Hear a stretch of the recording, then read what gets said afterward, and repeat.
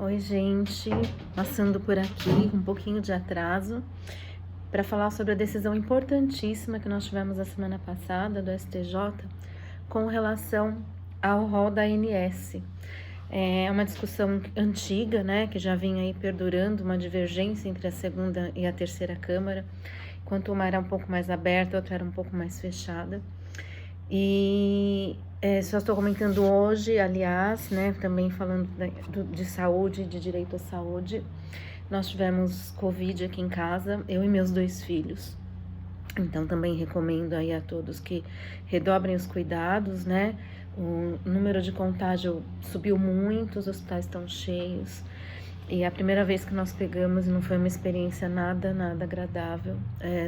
Estamos aí já há uma semana, continuamos testando positivo e com sintomas ainda, né? E aí nos cuidando, enfim. Mas o tempo já passou, eu não podia deixar de vir aqui falar, até porque eu tenho um monte de gente me perguntando, os clientes estão curiosos, tá todo mundo aí querendo saber. Então vim fazer assim esse vídeo para a gente conversar um pouquinho, tá tudo ainda muito novo, as coisas não estão muito bem definidas, ainda existem caminhos tanto no judiciário quanto existe um movimento fortíssimo no legislativo.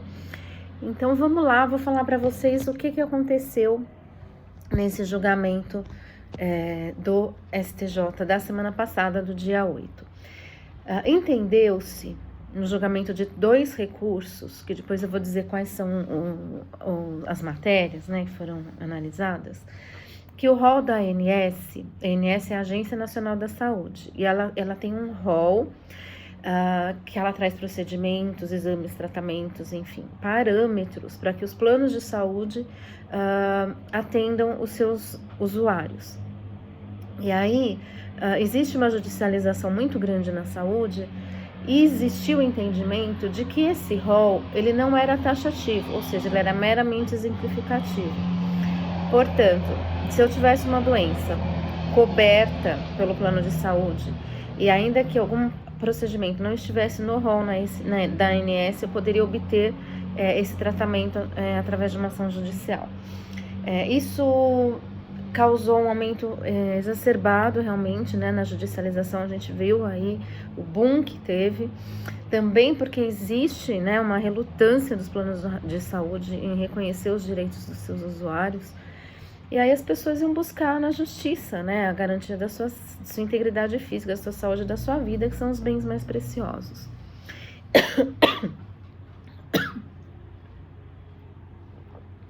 Desculpa.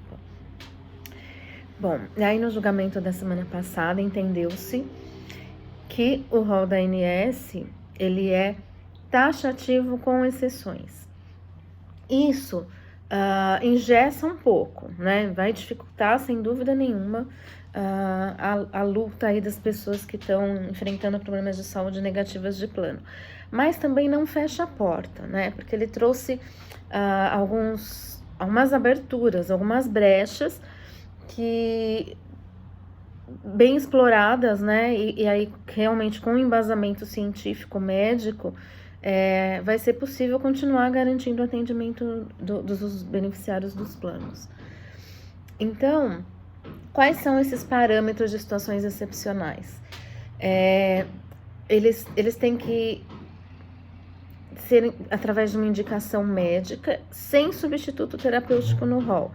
Então, portanto, eu tenho um problema de saúde grave, mas eu comecei o meu tratamento, eu não esgotei os tratamentos disponíveis, eu já quero pular para aquele top, eu não vou conseguir, né? Eu tenho que fazer a escala, eu tenho que passar pelos demais, eles têm que ser descartados, através deles eu não posso ter alcançado a minha cura, e aí, ok, eu posso me valer de uma ação judicial para obter esse procedimento.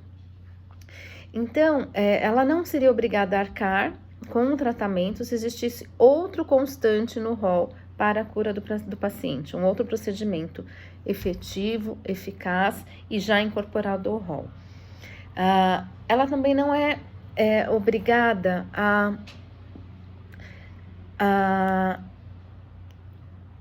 conceder nenhum tipo, o plano de saúde ele não é obrigado a conceder nenhum tipo de tratamento que tenha sido tido a recusa da ANS na incorporação.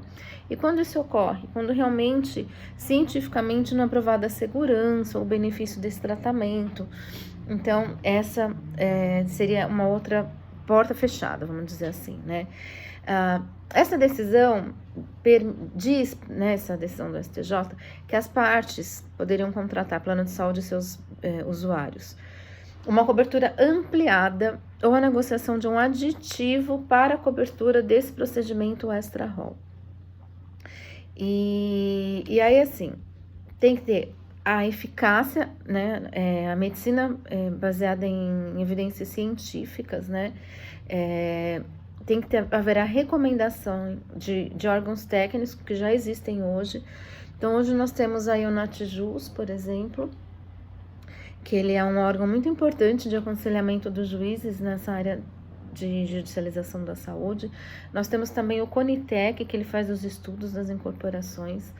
Então, eles também vão ser órgãos importantes aí no acompanhamento, nas decisões, de como que essas coisas,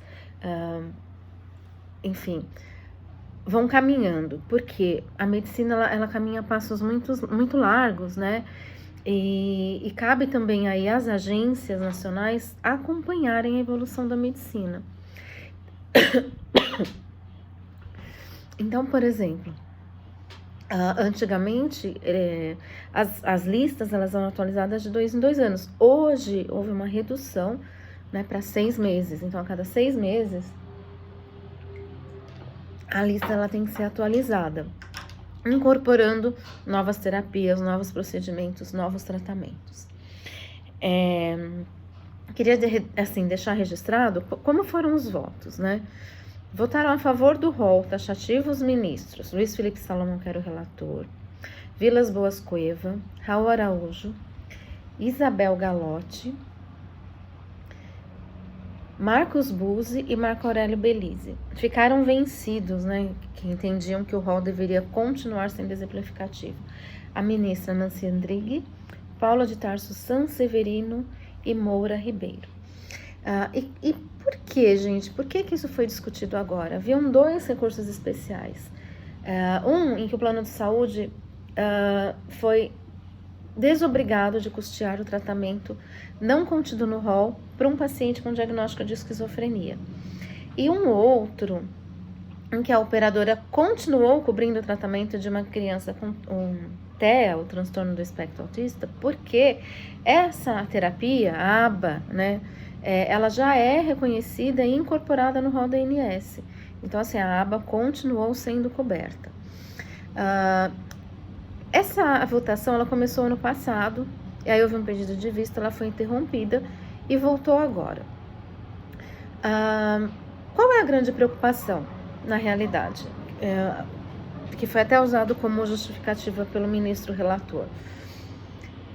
Que os planos de saúde, eles têm que ter critérios, porque eles são empresas, e eles têm que ter critérios para que exista segurança jurídica nas relações contratuais. Então, assim, quando a gente vê aí notícias de aumento de plano de saúde, eu tenho 3 critérios de aumento, né? Eu tenho critério de aumento por faixa etária, eu tenho aumento pela aplicação do reajuste anual, né?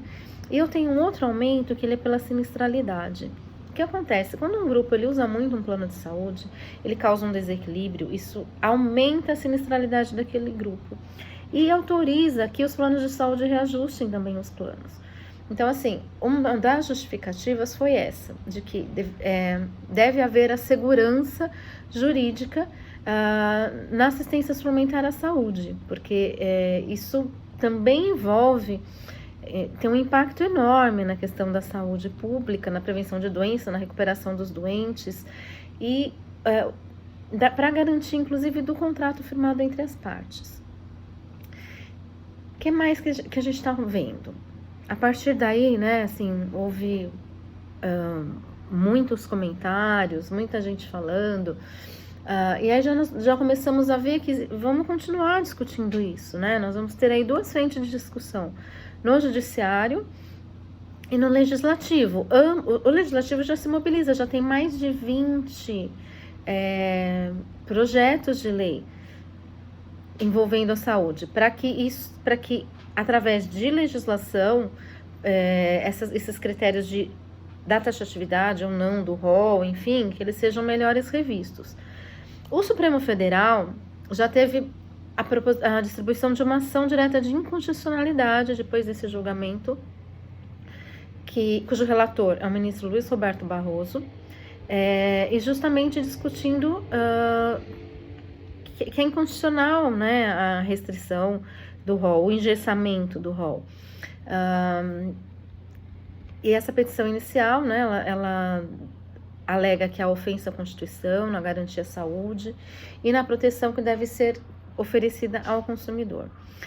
O Partido Solidariedade também informou que vai ajuizar, né, uma ação de descumprimento de preceito fundamental, que a gente chama de ADPF no Supremo, por entender que essa interpretação ela traz um risco e incerteza para os pacientes sobre possíveis tratamentos, e os pacientes são a parte vulnerável, né, dessa relação, então eles deveriam ter a proteção e não ficar sujeitos agora enfim, a interpretação cada vez mais restritiva que vai acontecer dos planos de saúde.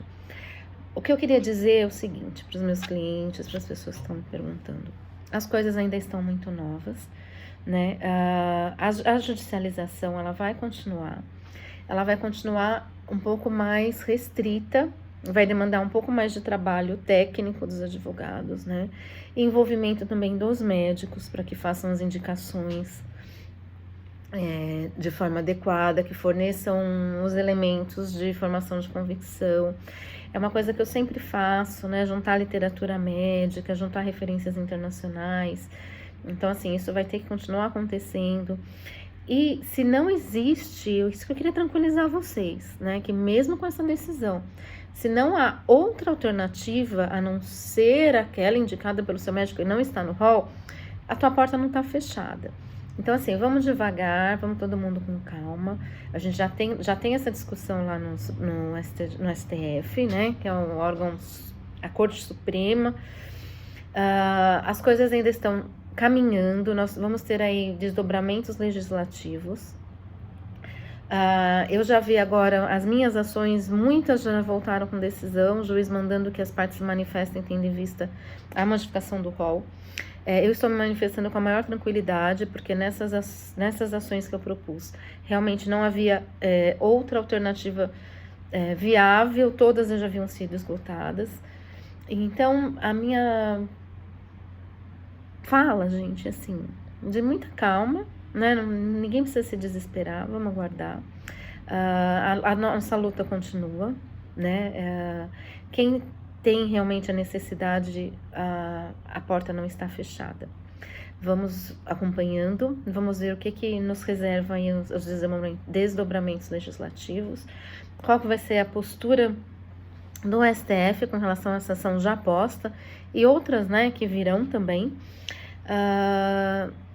E realmente tentar ser um propagador de informações, levar informação para as outras pessoas que estão precisando.